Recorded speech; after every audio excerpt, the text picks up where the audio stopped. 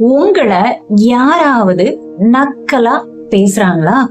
நாம நேரடியா கேட்டா நான் சும்மா தான் சொன்னேன் அப்படின்னு பூசி மழுப்பிடுறாங்க, அப்படிதானே?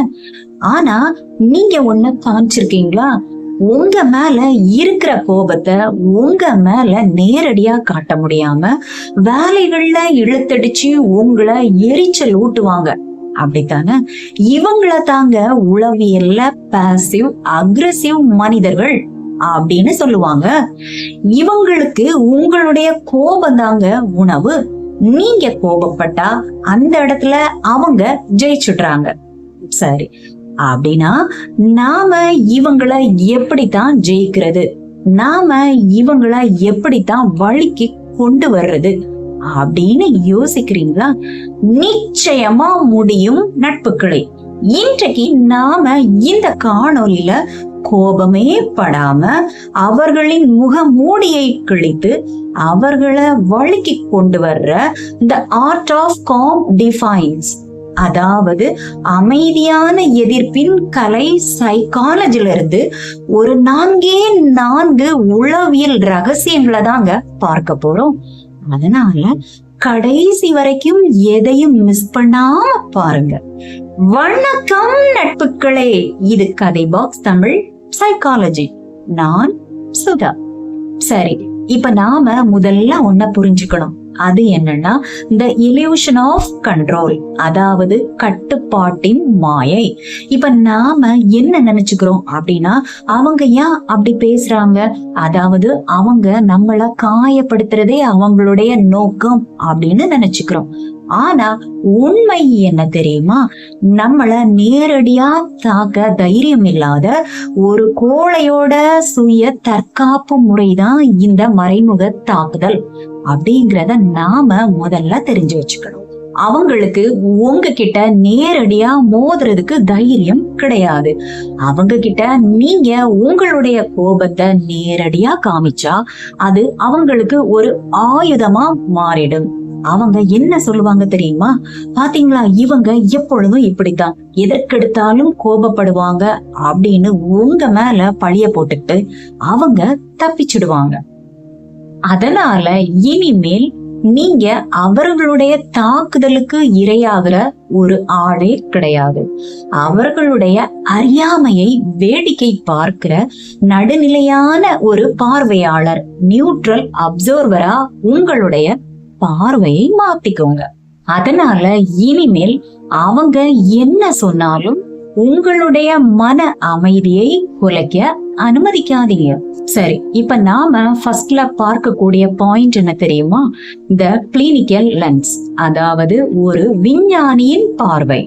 அதாவது இப்ப யாராவது உங்களை கிண்டல் பண்ணும் போது அல்லது காயப்படுத்தும் போது நீங்க ஒரு பாதிக்கப்பட்ட நபர் மாதிரி உங்களை நீங்க யோசிக்காதீங்க. மாறாக ஒரு சயின்டிஸ்ட் லேப்ல ஒரு எலியை வைத்து அதோட நடமாட்டத்தை எப்படி ஆய்வு செய்வாரோ அத மாதிரி நீங்க உங்க மனசுக்குள்ள அவங்களோட குணத்தை நோட் பண்ணுங்க.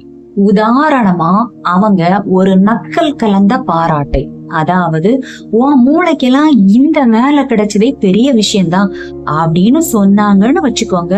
அந்த இடத்துல உடனே கோபப்படாதீங்க. மாறாக மனசுக்குள்ள அத நினைச்சு சிரிச்சுக்கோங்க. ஓஹோ, இப்ப இவங்க பாசிவ் அக்ரெசிவ், அதாவது மறைமுக தாக்குதல் முறைய பயன்படுத்துறாங்க அப்படின்னு அவர்களுடைய தந்திரங்களுக்கு மனசுக்குள்ள ஒரு லேபிள் போட்டுங்க. இந்த சின்ன மனத்தடை, மென்டல் பேரியர், அவர்களுடைய நச்சுத்தன்மை உங்களுடைய மன அமைதியை கெடுக்காமல் தடுக்கும் பாதுகாப்பு கேடயமாக மாறும். இப்ப 2வது பாயிண்ட் என்ன தெரியுமா? The power of strategic silence, வியூக அமைதி. இந்த பாசிவ் அக்ரெசிவ் மனிதர்கள் உங்ககிட்ட மறைமுக தாக்குதலை நடத்தும் போது உங்ககிட்ட இருந்து ஒரு பதிலையோ அல்லது கோபத்தையோ தான் எதிர்பார்ப்பாங்க. ஆனா நீங்க என்ன செய்யணும் தெரியுமா? அவங்க பேசி முடிச்சதும் நீங்க எந்த ஒரு உணர்ச்சியும் வெளிக்காட்டாம சில நொடிகள் அவர்களின் கண்ணையே பாருங்க. அங்க ஒரு நீண்ட அமைதி, எக்ஸ்டெண்டட் பாஸ் நிலவட்டும். அந்த சூழ்நிலை அவர்களுக்கே ஒரு பயங்கரமான அசௌகரியத்தையும், அதே சமயத்துல அவர்கள் சொன்ன அந்த வார்த்தைகளோட முட்டாள்தனத்தையும் அவர்களுக்கே உணர வைக்கும். முக்கியமா அந்த இடத்துல உங்க தரப்பு நியாயத்தை விளக்குறதுக்காகவோ அல்லது உங்களை நியாயப்படுத்துறதுக்காகவோ அந்த இடத்துல முயற்சியே செய்யாதீங்க. ஏன்னா நீங்க விளக்கம் கொடுக்க ஆரம்பிச்சா அவர்களுடைய தந்திரம் ஜெயிச்சிட்டுது அப்படிங்கறதாங்க அர்த்தம். அந்த இடத்துல நீங்க எந்த வகையிலும் ரியாக்ட் ஆகாம இருக்கிற அந்த அமைதியான நிலைமைதான் அவர்களுடைய முதிர்ச்சியற்ற குணத்தை எடுத்து காட்டுற ஒரு கண்ணாடியா மாறும். இப்ப 3வது பாயிண்ட் என்ன தெரியுமா? வெப்பனைசிங் டாக்டிக்கல் இன்டிஃபரன்ஸ், அதாவது தந்திரமான அலட்சியம். அப்படின்னா உங்களுடைய அலட்சியத்தையே ஒரு ஆயுதமாக மாற்றுவது. இதத்தான் உளவியல்ல கிரே ராக் மெத்தட் அப்படின்னு சொல்லுவாங்க. அதாவது நீங்க உங்களை எந்த வகையிலும் ரியாக்ட் ஆகாத ஒரு சாம்பல் நிற பாறை மாதிரி உங்களை நீங்களே மாத்திக்கிறதாங்க இந்த முறை.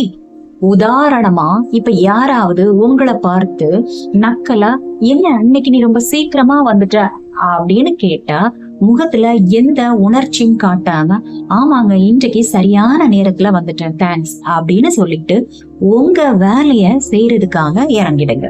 அவங்களோட இந்த மறைமுக தாக்குதல் உங்களை எதுவுமே செய்யல அப்படிங்கிற போது அவர்களுடைய இந்த தந்திரம் வீணாயிடும். உங்களுடைய முழு திறனையும் உங்களுடைய இலக்குகளிலும் உங்களுடைய வேலைகளிலும் காட்டுங்க. அவர்களுடைய இந்த மறைமுகமான தாக்குதல் உங்களுடைய ப்ரொடக்டிவிட்டியையோ அல்லது உங்களுடைய மூடையோ 1% கூட பாதிக்கல அப்படிங்கறத உங்க செயல்கள்ல அவங்களுக்கு எடுத்து காட்டுங்க. இப்ப 4வது பாயிண்ட் என்ன தெரியுமா? த அன்ஷேக்கபிள் பவுண்டரி, அதாவது உறுதியான எல்லை கோடு. கடைசியா உங்களுக்கான ஒரு உடைக்கவே முடியாத எல்லை கோட உருவாக்குங்க. அமைதியா போறது அப்படிங்கிறது எல்லாவற்றையும் பொறுத்துக்கிட்டுதான் போனோம் அப்படிங்கிற அவசியமே இல்லைங்க. உங்களுடைய எதிர்பார்ப்புகளை அவங்க கிட்ட ரொம்ப துல்லியமா கோபமோ கத்தலோ இல்லாம எடுத்து சொல்லுங்க. இனிமேல் என்கிட்ட இந்த துணியில பேசாதீங்க அப்படின்னு அவங்க கிட்ட தீர்க்கமா சொல்லிடுங்க. இருந்தாலும் அவங்க எல்லைய மீறும் போது நீங்க அவர்களை வார்த்தைகளால் மிரட்டாம உங்களுடைய செயல்களால் அதற்கான விளைவுகள் எப்படி இருக்கும் அப்படிங்கறத அவங்களுக்கு புரிய வைங்க. உங்களுடைய அமைதி பலவீனம் கிடையாது, அது யாராலும் உடைக்க முடியாத ஒரு இரும்பு கோட்டை அப்படிங்கறத அவங்களுக்கு நிரூபிங்க. அதனால நட்புகளே, இந்த பாசிவ் அக்ரெசிவ் மனிதர்களை கையாள கோபம் தேவையில்லை. வியூக அமைதியும் தந்திரமான அலட்சியமும் இருந்தாலே போதும். அதனால அவங்களோட கேமுக்குள்ள நீங்க போகாம உங்களோட கேமுக்குள்ள அவங்கள வர வைங்க. இந்த சிந்தனை உங்களுக்கு எல்லாம் பிடிச்சிருந்துச்சுன்னா லைக் பண்ணுங்க. உங்களுடைய கருத்துக்களை கமெண்ட் பாக்ஸ்ல தெரியப்படுத்துங்க. உங்களுடைய சப்போர்ட் தான் எனக்கு மிகப்பெரிய மோட்டிவேஷன். இதை போல தொடர்ந்து வரனா கதை பாக்ஸ் தமிழ் சேனலை சப்ஸ்கிரைப் பண்ணிக்கோங்க. மீண்டும் உங்கள் எல்லோரையும் இன்னொரு காணொளியில வந்து சந்திக்கிறேன். Until then, Sudha. Thank you.